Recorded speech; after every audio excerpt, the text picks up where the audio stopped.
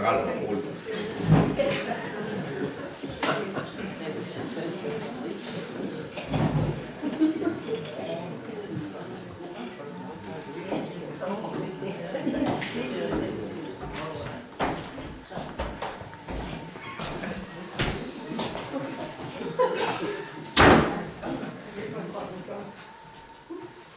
Nå ja, en tøs, hun sagde jo, at hun sov. Men synes, at vi har kørt så langt, så skal vi da også. Ja, altså. Ja, selvfølgelig skal vi da det. Ja. Så... Husk nu, lille Brian, at være sød og artig. Du er en meget, meget fin dag og gammel. Og stenrig.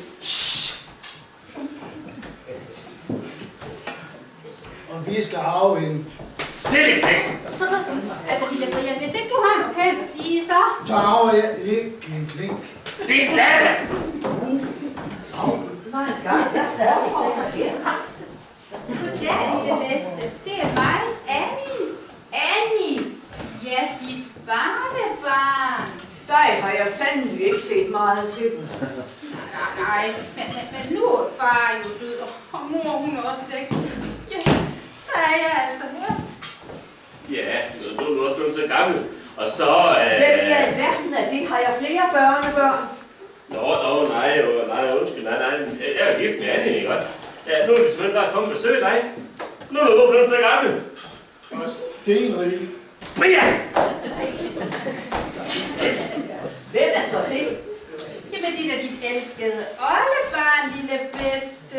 Ja, ham har jeg da aldrig set. Nej, du ved, de unge, de har så travlt med skolen og sådan, ikke også? Jeg tror, de stille! Og så vil I lige pludselig besøge mig. Ja, jamen, vi vil da lige være sikker på, at du nu også var sund og rask og sådan, ja? Ja, når du snart krasser af. Hvad siger han? Ingenting, han smiler bare.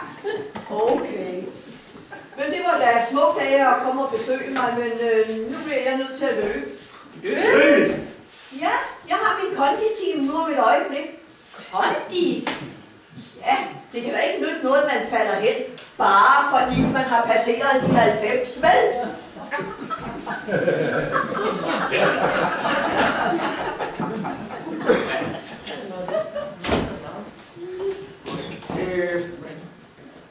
Hun er jo bumstærk. Vi bliver æderrølling, inden hun krasser af. Det er jeg nok ikke så sikker på. Jamen for fanden, du så hende sgu da selv. Ja, alt det lykke, herregud. Ved du hvad, tag nu mig. Jeg løber sgu aldrig, og ved du hvad, stribe lige slanker. Bare ikke for dig, det er du også lov til. Nå ja, det er også hørt, det er usundt. Blodtryk stiger, hjertet overanstrenges. Og så kratter man sgu af lige pludselig nu.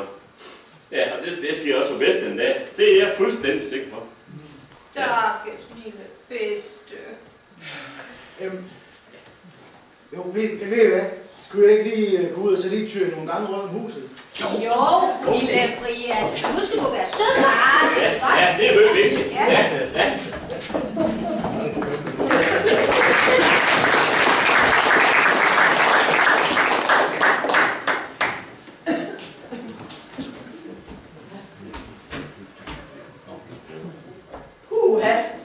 Den knægt fik jeg hurtigt udbrændt. Tænk 16 år og udbrændt. Og herre bevares for en ungdom. Og sikke en familie, jeg lige pludselig har fået. Hvorfor man de dukker op nu? De tror, de skal arve. Men det skal de slet ikke, for jeg har gjort testamente. Og det er de 2 søde unge mennesker, som jeg har samlet op af bistandsjunken. De alene skal muntre sig med bedstes millioner, når hun engang sætter kondiskoene.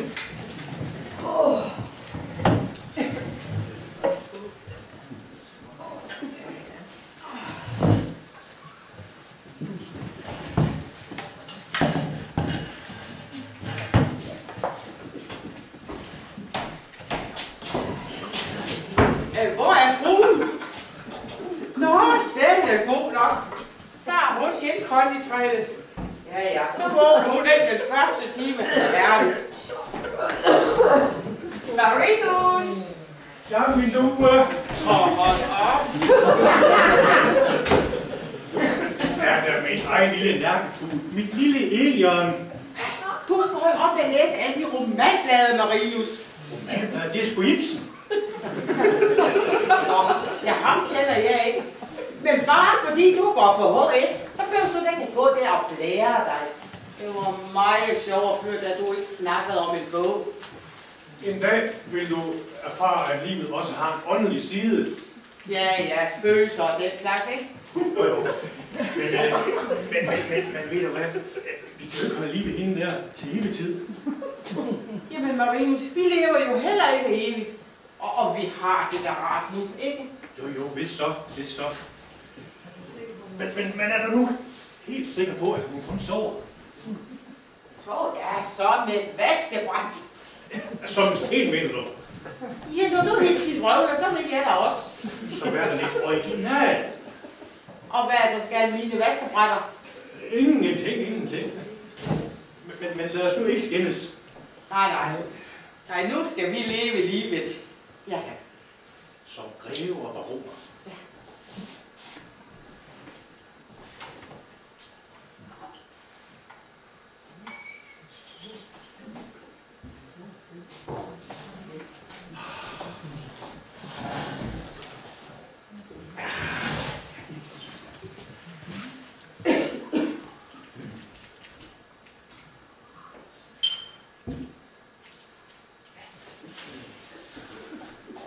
Har vi det ikke ras? Endelig sætter vi. Jeg elsker, når du snakker tysk. Marolet. Mere. Marolet, puttenut. Ja, det under, tror jeg.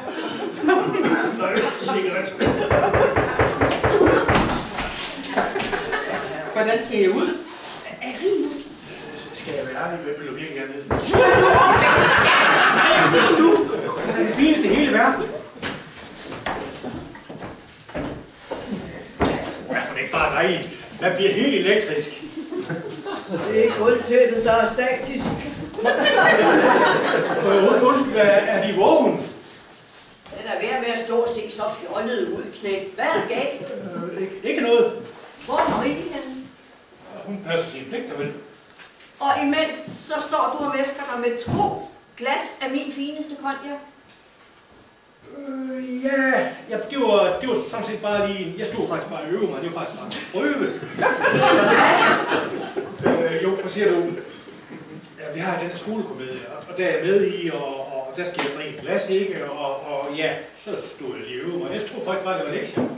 Nå, det gjorde du. Jeg må vist hellere snakke med din rektor. Jamen, på HF har vi jo ingen forældremøder. Vi er lige voksne. Ja, jeg er jo heller ikke din mor. Nej.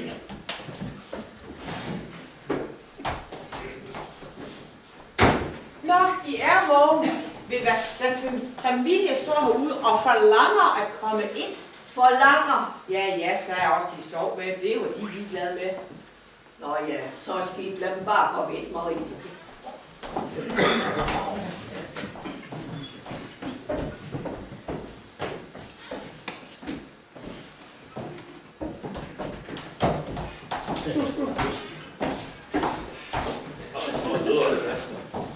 Nå, går det bedre, lille Brian? Det er altså snydt. Det gælder altså ikke. Du har trænet. Det skulle du også tage at prøve. Men I unge mennesker, I sidder vel foran computeren dagen lang. Ja, og natten med. Men nu skal du høre her, bedste. Vi har bestemt at give her ved dig lige til...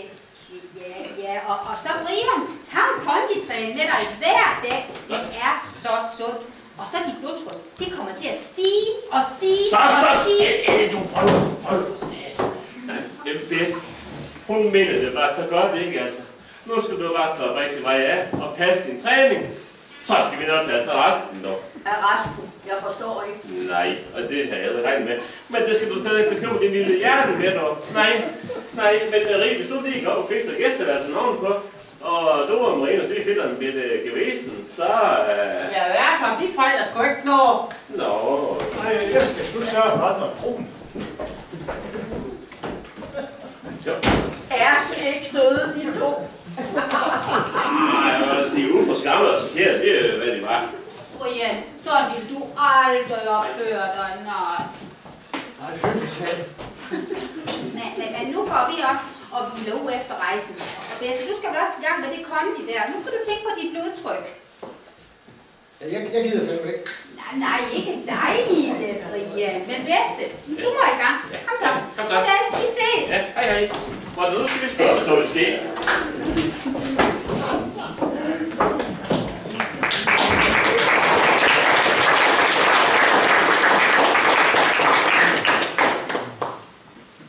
Hvor de spiller elendig komedie. De ønsker mig kun død og begravet, det er da klart.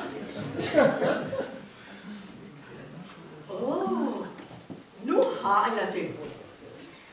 Jeg lægger mig til at dø. Altså ikke rigtigt. Men det praktiske, det skal min gode ven Dr. Hansen hjælpe mig med.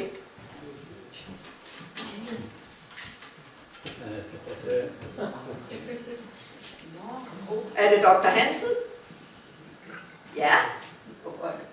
Du må altså komme straks. Om jeg er syg. Nej, jeg er død. Jeg mener, bare du kommer med det samme. Ja, lige nu. Tak skal du have. Så nu skal vi bare se løjer.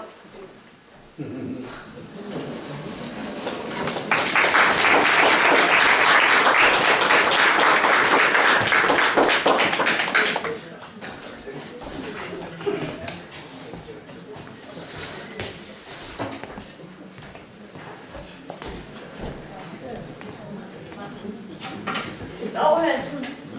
Goddag, Emma. Hvad er der galt med dig? Ja, det må du da kunne finde ud af. Det er dig, der er læge. Jamen, du plejer jo aldrig at blive syg. Nej, men en gang skal det være den første. Jamen, hvad fejler du? Jeg synes lige, du gentager dig selv. Se så op i gang. Ja.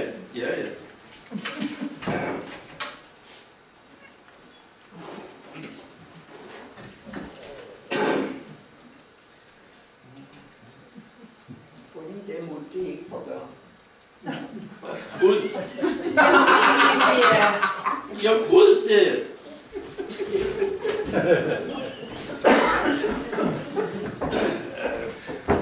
Fingrene væk. Hvad bliver han så hen? Jamen, hvad er der galt? Hold så op med det pjat. Jamen, kæreste Emma. Ja, da de læge, vi har da kendt hinanden altid, og jeg... Jamen derfor behøver du da ikke at benytte hver lejlighed til at tage dig billeder af. Du er altså syg. Hold så op. Hvem i alverden har bildt dig sådan noget vås ind? Jeg er frisk som en havørn. Sig mig lige en gang. Hvad er det her for en komedie? Ja, det er lige netop det er. For nu skal jeg fortælle dig.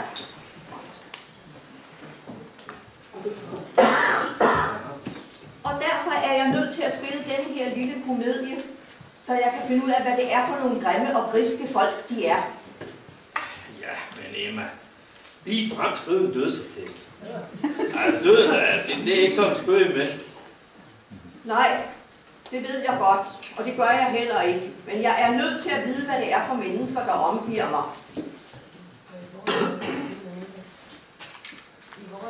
I vores alder, så er døden jo altså heller ikke det værste, man har, vel? Emma, du har altid været en klog kone. Hvis ikke det var fordi, du var så gammel, så ville jeg have fri til dig. Du mener, hvis ikke du var så gammel. Men det hjælper ikke noget, for jeg elsker dig ikke. Mit hjerte tilhører nemlig en anden. En anden? Hvem er det en, jeg kender? Ja, det er. Hold nu op med det pjat, og lad os beholde begge benene på jorden. Og så lad være, så skal vi ikke fortabe os i ørkesløse drømmerier. Skriv så den attest. Ja.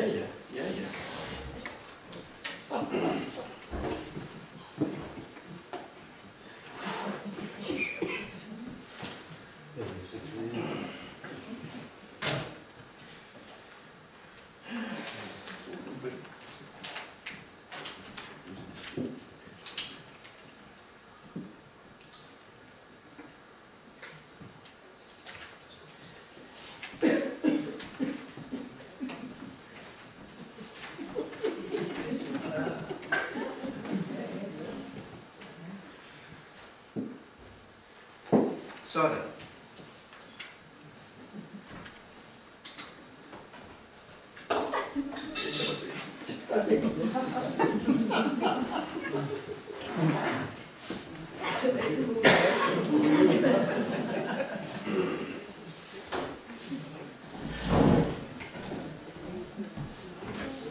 Marinus og Marie.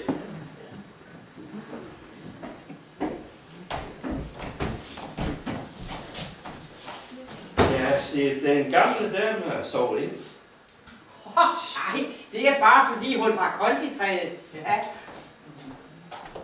Jo, den er god nok. Ved du hvad, sådan ligger hun altid, når hun har givet den hele armen. Ja. Ej, ikke denne gang, pige. Næh. Hun har faktisk forladt os. Forladt os. Jamen, det kan jo sgu ikke bare så lige. I hendes alder, jamen, så er døden ikke det værste, man har. Nej.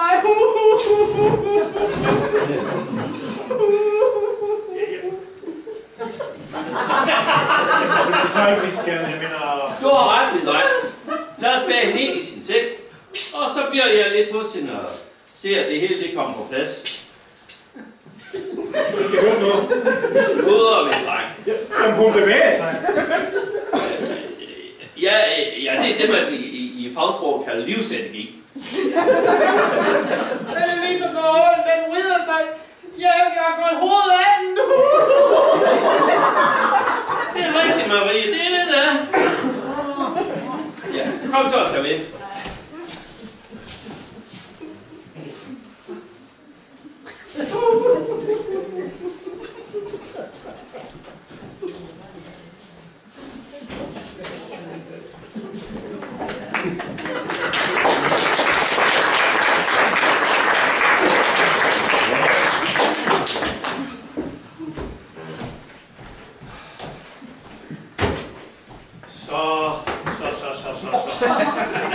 Jamen, jeg troede jo, hun var så sød. Ja, men vi klarer os da, når bare jeg får min eksamen. Ja, vi klarer os nok. Din okse, kan du sgu da ikke begribe, jeg er ked af det. Jo, men altså, jeg var da også glad for hende, men Marie, altså, sker der, og det kan vi ikke ændre noget ved. Men det er sgu alligevel noget råd. Hvad mener du? Jo, så snart at det rygtes, at hun er død, så har vi familien rendende, og så er det ude med os. Ja, og så ryger vi lige på støtten. Ja, på SU og sulteløn. Vi må gøre noget. Jamen, hun er jo død. Men det behøver vi da ikke at sige til nogen. Men det opdager de da. Ikke da, hvis vi holder det hemmeligt. Det kan vi altså ikke. Jamen, vi er nødt til at holde liv i hende. Vi kan da ikke holde liv i et lig. Jamen, det er vi sgu nødt til. Et par måneder i hvert fald. Lige indtil jeg får min eksamen. Jamen, så gør vi da bare det, ja, vi holder da bare liv i hende. Jamen, spørgsmålet er bare, hvordan. Nå, jamen det kan da aldrig blive et problem for dig, vel? Ikke? Nej, for du går jo på HF'er, og det lærer I jo alting, ikke? Jeg skulle da ikke have været sådan lige. Sig mig lige en gang. Lærer I overhovedet noget som helst fornuftigt på det der åndssvage kursus? Jeg vil lære dig en masse ting. Men altså mere sådan at løse problemer og den slags, ikke? Glimrende. Her er et problem. Løst. Du skulle sagtens sige. Men jeg får jo lige en idé. Vi skal jo lave andenårsopgave nu. Og emnet er frit. Ja, og så skriver du om balsamering og laver forsøg i din fritid. Nemlig. Ja, og ved du hvad? Måske kunne du lige finde noget op i ham der Ibsens bøger. Jeg har da godt skrevet den der Vildanden. Den var ikke balsameret, så vidt jeg husker. Men for pokker da, Marie, lægen. Ja, hvad med ham? Ja, hvad med ham? Gud, ja. Hvad med ham? Ja, Hvad stiller vi op med ham? Jo, vi balsamerer ham. Nej.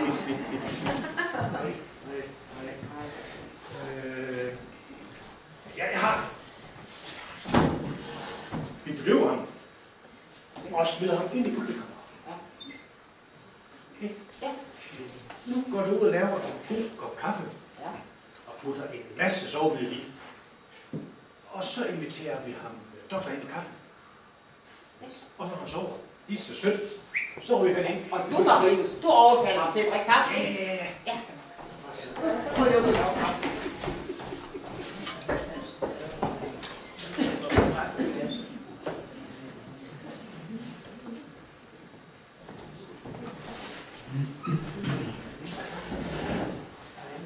Du er Marinus.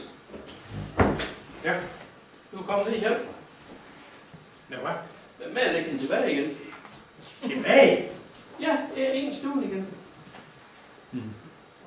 Jamen, hvorfor det? Ja, fordi det ønsker hun. Ønsker hun? Jamen, hun er sgu død. Ja, selvfølgelig hun er død. Hun døde som sit. Jeg mener også, at det var hendes sidste ønske. Jo, det er rigtigt nok. Da jeg lukkede hendes øjne, jeg mener selvfølgelig, da hun lukkede sine øjne, der nåede hun at viske til mig. Lad mig ligge på min elskede sofa. Men hun har sgu da altid hadet den sofa. Ja, men du ved, i dødens stund, så ser Mark og mig helt anderledes ud. Ja, døden viser sig så at sige i et nyt lys. Ja, okay, men hvis det er så vigtigt. Men vil I ikke have en kop kaffe først, lige inden vi gør en helt? Jeg er mere hastet end det heller ikke. Nej, for jeg tror, Marie, hun er lige på vej med noget, nemlig. Ja, tak. Så, værsgo, Ja, tak. tag plads. Ja, der har vi hende jo. Hej Marie, doktoren, her vil gerne have kaffe. Ja, tak.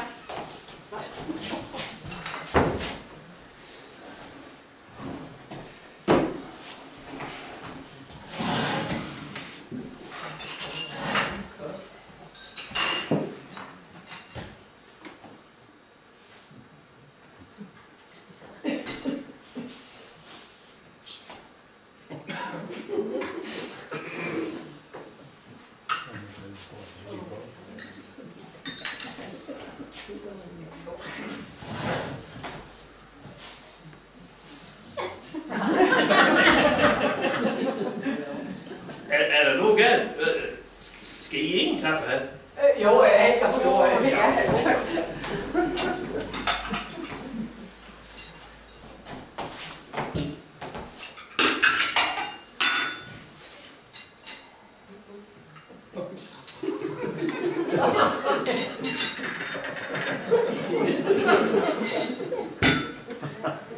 Herlig kaffe, herren. Marie. Ja, kaffe, den er så ikke dårlig. Jeg synes lige godt. Det er ligesom, det har sådan en lille bismag i et eller andet.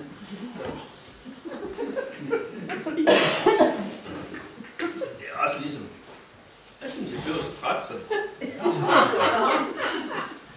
Det kunne godt være, at man skulle til at...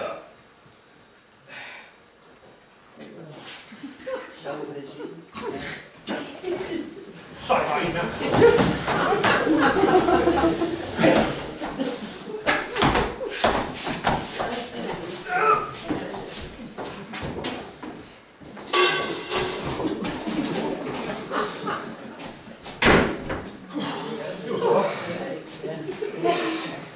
Så har vi da fred for ham. Ja, et stykke tid i hvert fald. Men hvad med fruen? Ja, hun ville jo så forfærdeligt gerne ligge der ved død på sofaen. Ja, det sagde han, da ham lægen. Ja, det har jeg jo lige sagt, han sagde. Men det er noget forfærdeligt, vores. Hun er død, hun er noget, hvor hun ligger. Nej, men nu når det var hendes sidste vilje. Ja, men kom nu, Marie. Vi skal på biblioteket. Ja, vi skal have de bøger til en HF-eksamen. Kom nu.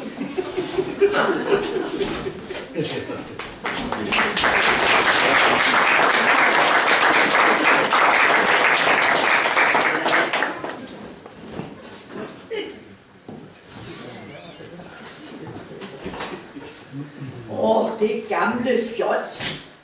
Og så lægger han mig derind. Som om han ikke har forstået en brik af det hele. Og så smider mig derind på den måde. Og så glemmer han oven i købet at hente mig igen, som han lovede.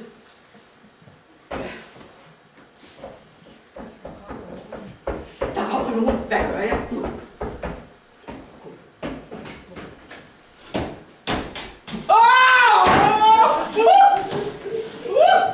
Jeg, arme menneske, må vandre i 1000 år. Hvileløs i min hvile. Min sofa, min sofa. Det var også bare fordi vi ikke lagde hende på den sofa der. Kommer så også. Nå, det er der ikke noget at gøre noget ved. Men nu skal der altså døs.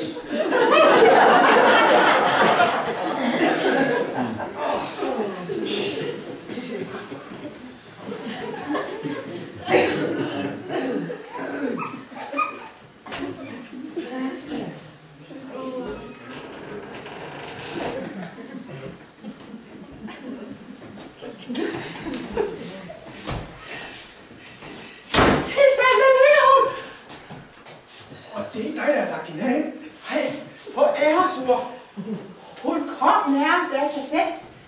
Jeg er sådan svævende. Jeg tror ikke, at hun rørte ved gulvet. Og så rablede hun løs og hvileløs over sofaer. Ja, men nu ligger hun i hvert fald, hvor hun vil ikke. Jo. Ja, kommer I.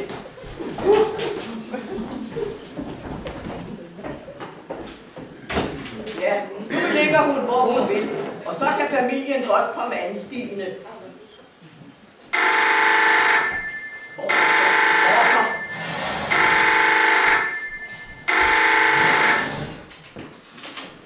Hallo? Besøg Emma. Det var nok sørgeligt, for hun er jo død. Hvad siger de? Hvem jeg er? Og jeg kom bare forbi, da telefonen ringede. En tyv. Nej, nu strammer de den. Vær de glad for, at de sidder så langt væk i den anden ende af røret. Farvel. Pokker så også. Det er jo ham, jeg har gået og været hemmelig forelsket i 75 år. Og så ringer han netop, som han er død. Hvor kan livet altså være sørgeligt. Nå, men jeg må jo hellere dø videre.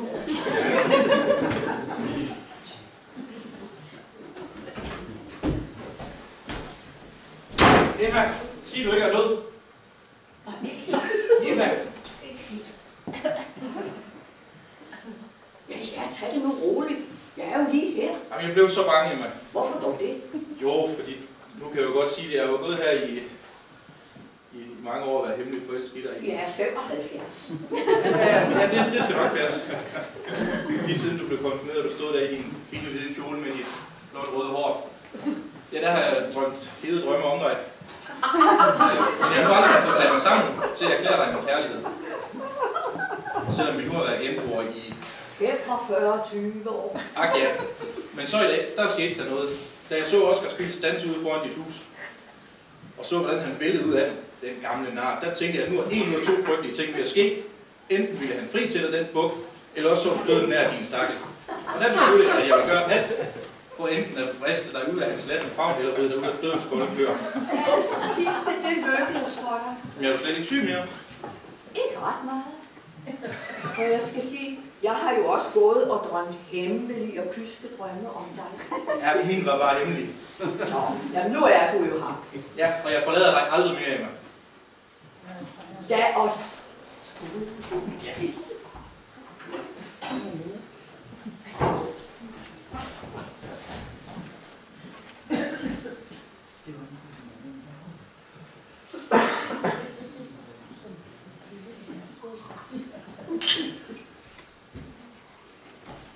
Skål. Skål. Der kommer nogen. Gud, det er min familie. Jeg dør. fanden er meningen?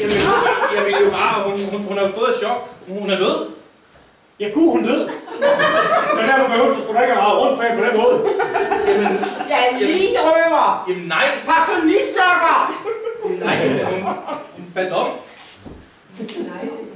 Ja, de vilde negle. Nej. Tror du ikke, jeg har set, hvordan de vader rundt under hendes sovekammervindue hver aften? Øj, læg den på plads. Ja, nu lægger du hele på plads. Eller så tilkalder vi sgu politiet. Politiet? Ah, vi kan da heller ikke være så stride ved vores genbo. Han har da også fået chok. Det tør der siges. Ja. Lad os nu lægge hende pænt på plads. Og så er jeg sikker på, at Marie, hun laver en god kop kaffe. Er den stadig?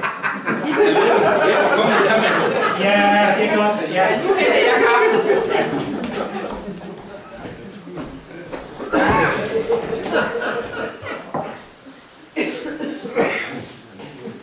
Så. Værsgo, herr Bull. Tak.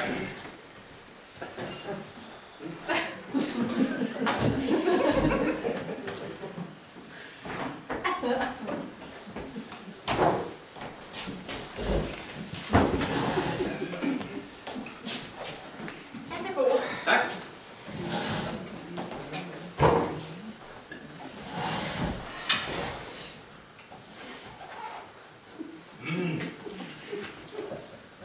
Den smager sådan lidt mærkeligt, sådan lidt sød. Det var da også det bedste, det for købmanden er. Jeg synes, det bliver sådan lidt svimmel. Nå. Jeg må nok hellere gå hjem. Nej, det skal gå. Nej. Jamen, Kaffe.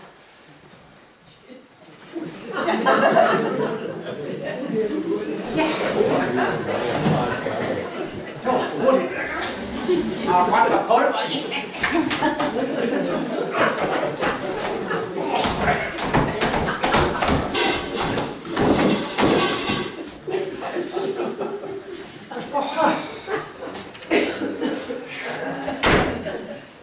Skal vi nu også balsamere ham?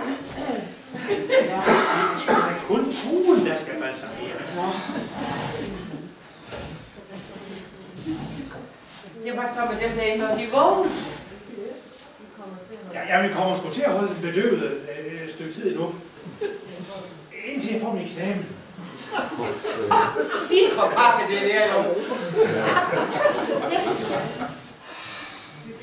Ja, vi finder ud af et eller andet. Men det går nok at få væk familien og få dem til at indse, at de lige så godt kan stride.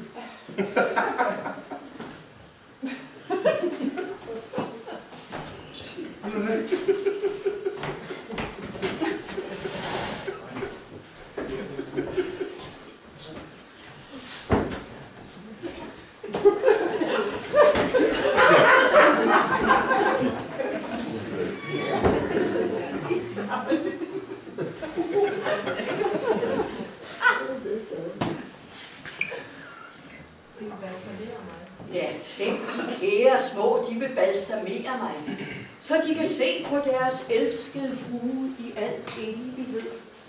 Jeg bliver en ny Lenin. Tænk at få sit eget mausoleum.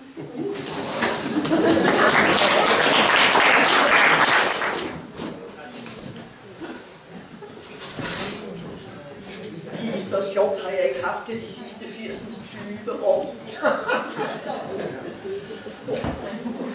Og sikke sandheder man får at vide, når man ligger der på lidt det parat.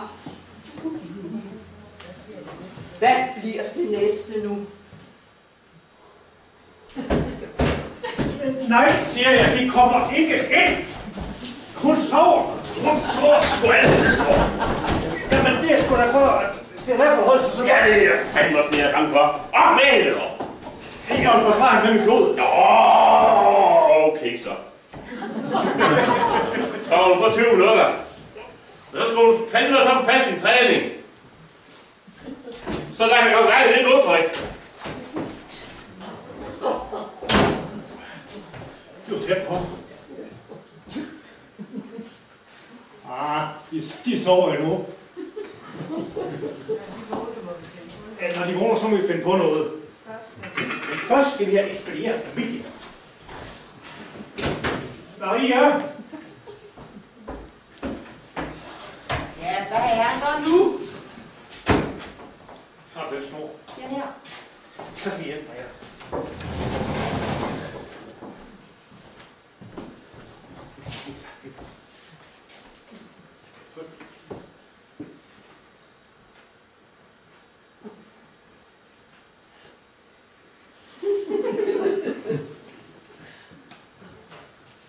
Så. Se så her.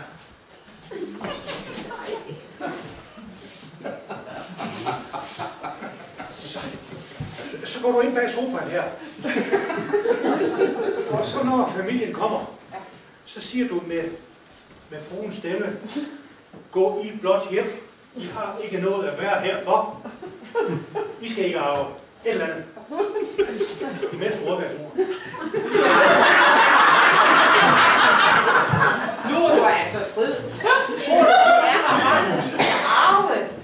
Selvfølgelig er det. Det lyser der ud af dem. De arver der jo automatisk, er det ikke? Ikke da, hvis hun har gjort testamente. Ja, det har hun jo ikke. Nej, men det ved de jo ikke skid om. Vi vil da bare noget ind. Ja, hvad?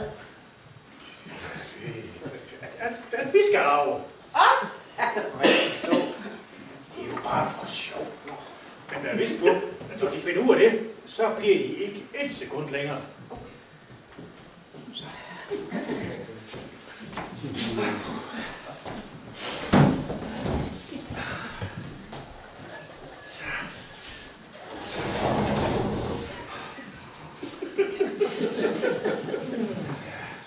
A, B, balsamering. Det var stort. Teknik til opbevarelse af lig.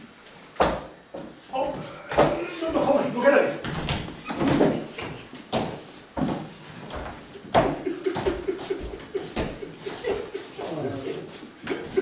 Nå, er der lige uenige?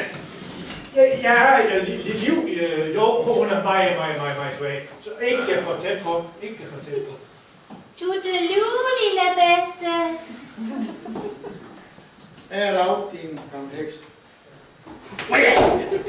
Søde lille Brian der også. Jamen, hun ligner sgu da en hængt kat. Gå I flot hjem. I behøver ikke at blive. I skal ikke arve. Jeg har gjort testamente. Ja, hvad har du? Det er en gamle heks. Ej, nå! Jamen, det er sgu da snyd og bedrag. Kan du se det? De unge skal arve mig. De elsker mig. De unge? Hvad så med os? Så skal vi ingenting her, eller hvad? Nej. Josef! Kan du komme her?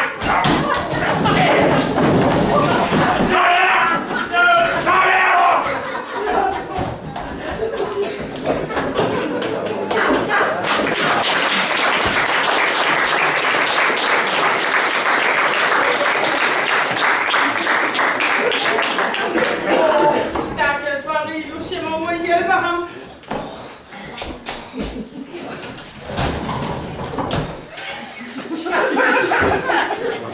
Ja, det har man af at lyve. Ja, det gik da rigtig godt. Nu er de i hvert fald væk. Og det her, det skal sgu fejres. Ja. Kom, jeg giver.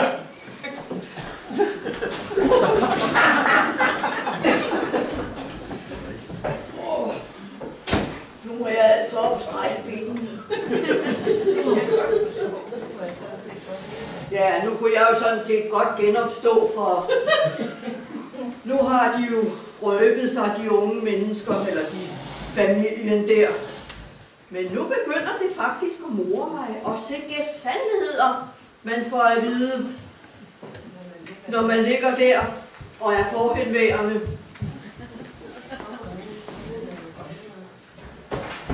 Kom nu, jeg dør lige videre.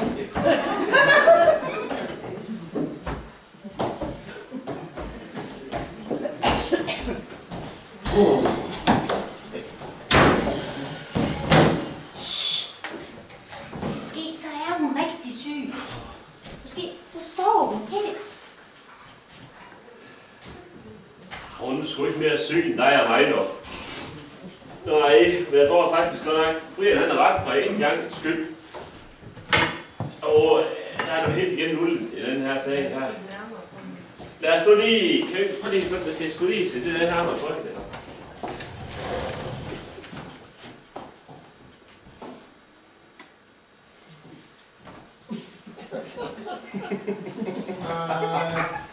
Ej, det er godt nok. Hun har altså stillet kondifutteren. Så den kondi nok lige godt være for mig, for hende.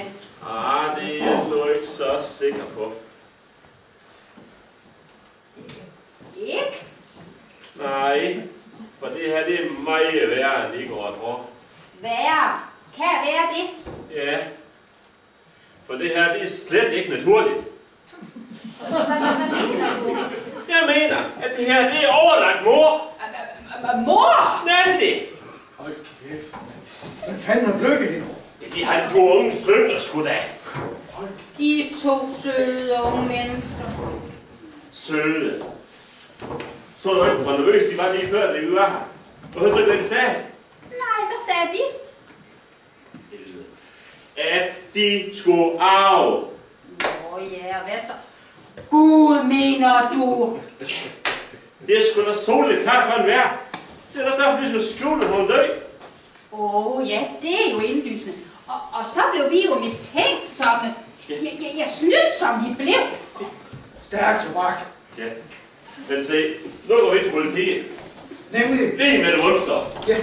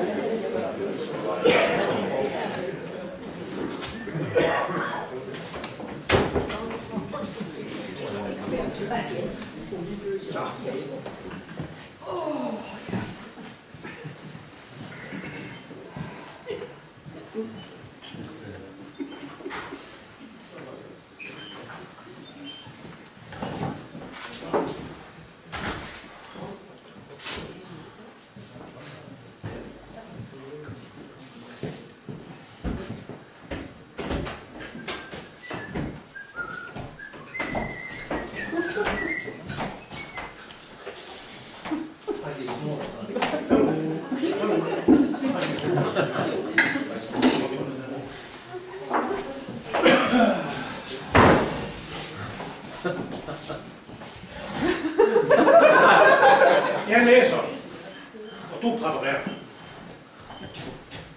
Hvad gør jeg? Laver den mikstur. Sodekur. Jamen, hvordan?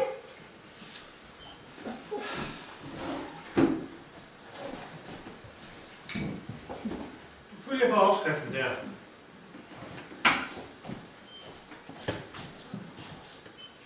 Nå, sådan.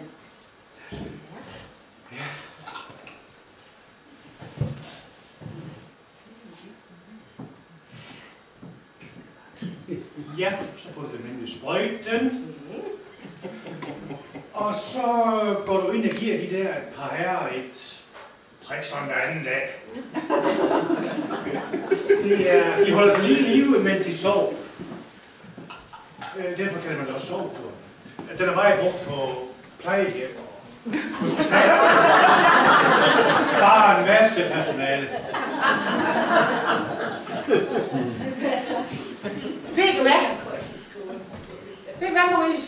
Jeg har tænkt. Jeg tror med det, Marie. Hvad nu, hvis der er nogen, der savner dem? Savner det. De er ungkald for fanden. Der er ikke nogen, der savner dem. Og desuden, Dr. Hansen, han praktiserer jo slet ikke mere. Gå bare i gang.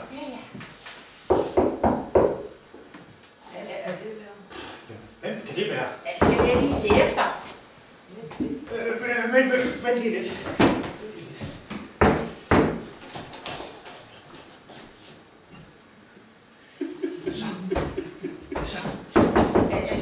Skulle vi ikke også dække fruen til? Jo. Nej. Forklar dem, at vi er alene hjemme. Fruen er bortrejst. Og vi er helt alene. Okay. Og forsøger at undgå på mig. Jamen, goddag, fru Sejersen. Ja, fruen er altså ikke hjemme. Lad mig så komme ind. Nej, det går aldeles ikke. Vi er helt aldeles Lad mig så komme ind. hjemme. Lad mig så komme ind. Ja. Jeg tænkte, at det ikke nok. Her foregår jo ting og sager. Og jeres frue, hun er jo ikke bortrejst. Nemlig. Ja. Og hvad er han så? Hvorfor han? Spil nu ikke komedie, min fine ven. Du vil udmærke, hvem jeg mener. Nej, hvem min spejder er? Er det måske ikke hans frak og hat, der hænger der? Hvad er det for en hat? Oscars hat og frak. Oscar. Hvem Oscar? Dr. Hansen. Der kunne hænger den der. Så har han da glemt den, fordi den længe siden han tog herfra. I det her vejr. Hvad? Er han går uden hat og frak? Ja, herreste Gud, i det her vejr. Jamen, det stormer, og regnen styrter jo ned. Ja, men jeg tror, han stak alt i mellem to byer. De lyver, unge mand. Jeg kommer lige fra hans hjem. Jeg har faktisk gået rundt om hans hus i en hel time, men han kom ikke. Han kom ikke. Det er da rigtigt. Der var noget med en fødsel. Der var lige på trappen. Sludder! Han praktiserer jo slet ikke mere. Emma og jeg er hans eneste patienter. Og jeg kan jo nok regne ud, at han er her, når han ikke er hjemme. Ja, fruen, hun er praktisk aldrig syg, så de hygger sig bare. Hygger sig, ja, det tror jeg gerne. Ja. Til mig siger han ellers, at hun tit er syg. Nå, det var da bare hyggeligt, altså, mener jeg. Han skal dels ikke hygge sig med andre end mig. I 10 år har vi hygget os hver onsdag fra 14 til 15. Og nu har han gemt sig her hos Emma. Det fik jeg. Og de har hygget sig der på sofaen. Nej, hør nu her, det er i hvert fald løgn. Nå, jamen. Jeg kan da se, hun ligger der endnu. Fuldstændig udmattet. Men jeg synes, hun er lidt underlig. Jamen, hun er vel ikke... Jo, hun er. Marie, hvad er Det lytter jo ikke med at lyve, Marie. Det suger jeg sikkert på at få sig, så gerne vil have en god stærk kop kaffe. Ja, tak. Det vil jeg godt. Ja. Det vil jeg godt nok gerne. Må jeg sidde?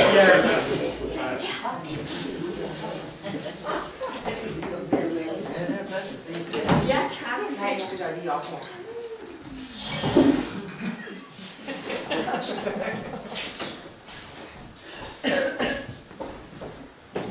Nå, unge mand.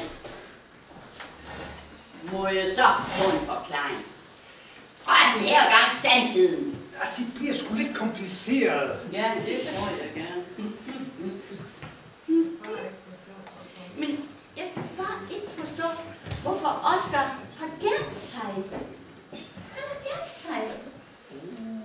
det er da måske, fordi det er ham, der har slået hende ihjel. Jamen, hvad skulle han da det for? Slå hende ihjel, hvad skulle han da det for? Jamen, det kunne jo være, at hun har prøvet at lægge an på ham, og at han så ville have været fru Sejersen tro. Virkelig? Ja, det er bare et gæt.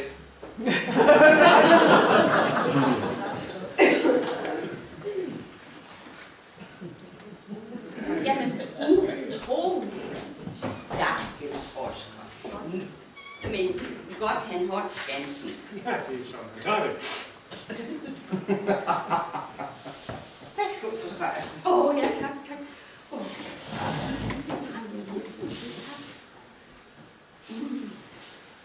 Og jeg sukker det.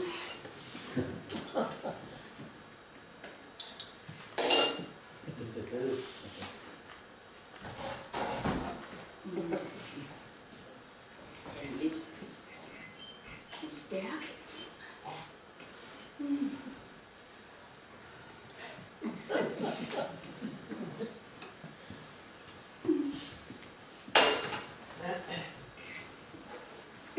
Ja, nu.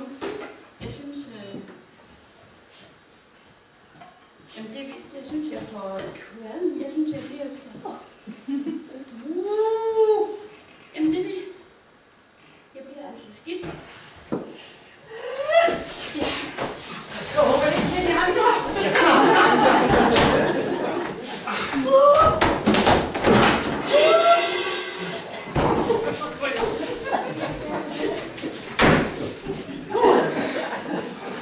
Der bliver godt nok efterhånden en del at holde liv i.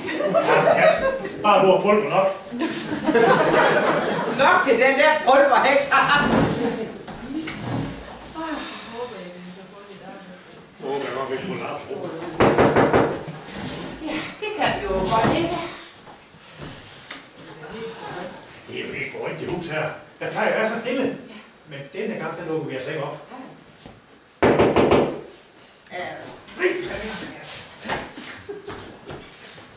Luk op! Det er politiet!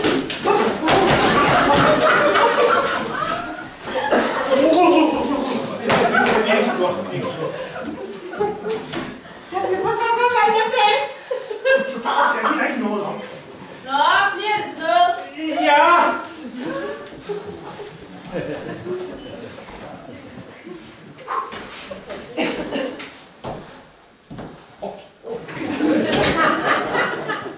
Det drejer sig om politianmeldelse. Så er hus forbi. Vi er fuldstændig uskyldige. Det siger de altid. Ja, det er rigtigt. Vi kan også bringe. Jo. I kan godt se. Aha! Og I har ikke engang fjernet lige. Lige? Ja, der ligger hun. Hende, I har myrdet før på fingrene i arven. I kan lige så godt tilstå. Familien har ikke noget jer. Ja, men det er en stor misforståelse. Altså for det første, så er jeg også, der har myrdet hende. Og for det andet, så sov hun bare. Ja. Vi får se.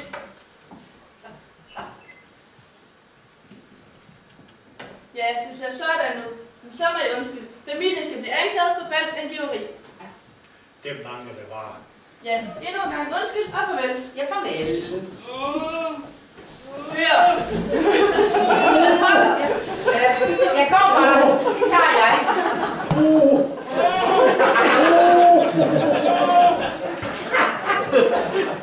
Der er altså nogen bag den dør. Nej, det er bare hans sædvanlige Margrethe. Det betyder slet ingenting, nej.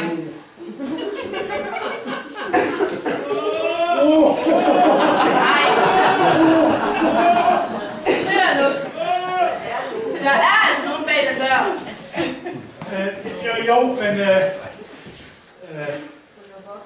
Så luk op i lovens navn. Nej, det vil være synd. Det er ikke det værd. Vær synd. Ja, for de stakkels gamle mennesker.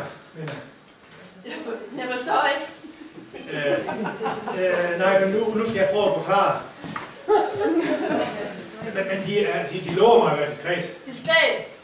Ja. Det drejer sig om nogle ældre mennesker, som... ja, hvad skal man sige, har fundet kærligheden, du ved, og det er jo svært i sådan en lille by, uden der bliver en masse snak. Jo, det er sandt nok. Ja, du ved, så har de jo deres lille elskovsrede her hos os. Elskovsrede?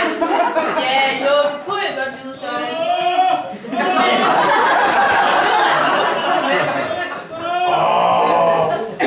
Herreste Gud, en kvinde i deres embede burde ikke have fordomme ud. Kærlighed, ikke? Jeg kunne vel ikke få at vide, hvem de to her er. Nej, for satan, nej. Så har vi da først rygtesmeden i gang. Nej. Det vil være sødt. Nej, ved du hvad? De kunne ikke trænge til en rigtig god kop kaffe. Jeg kan aldrig i tjenesten.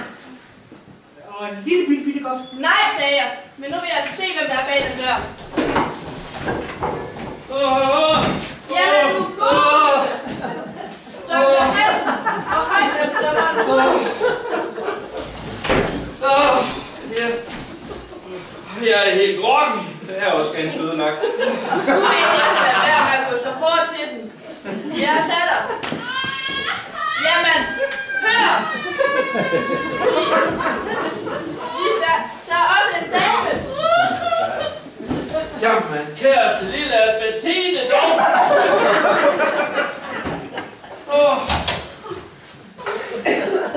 Jamen, på Sejersen dog.